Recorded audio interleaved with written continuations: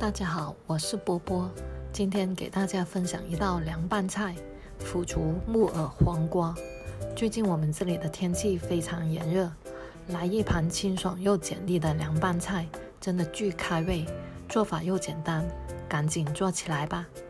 首先，我们准备一条黄瓜、适量的腐竹和黑木耳，提前把腐竹切断，用冷水浸泡；黑木耳用温水浸泡。黄瓜拍好或者切片备用。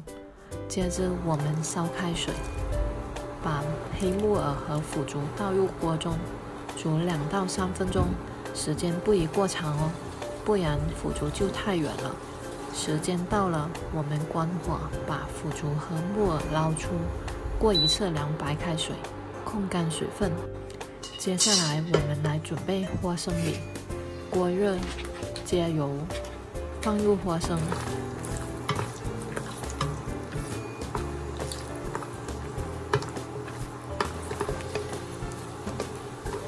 好至变色就可以盛出来了。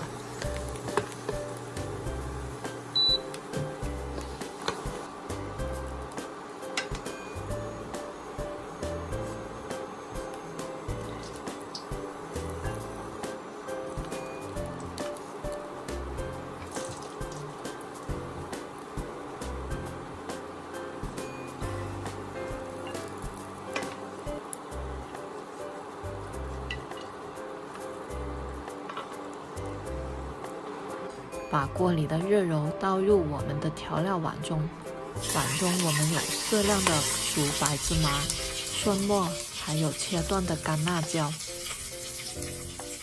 喜欢辣的朋友可以放多点辣椒，吃不了辣的朋友可以不放哦。调料可以根据个人口味调整。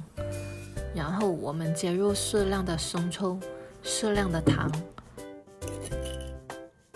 适量的蚝油。最后把料汁搅拌均匀。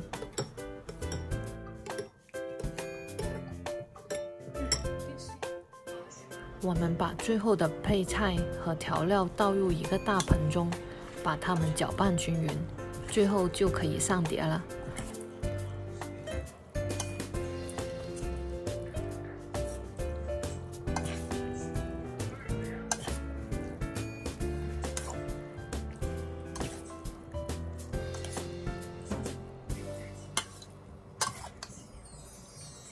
哇哦，闻起来好香啊，看着就很有食欲了，特别适合在家一边追剧一边享受了，赶紧试试吧。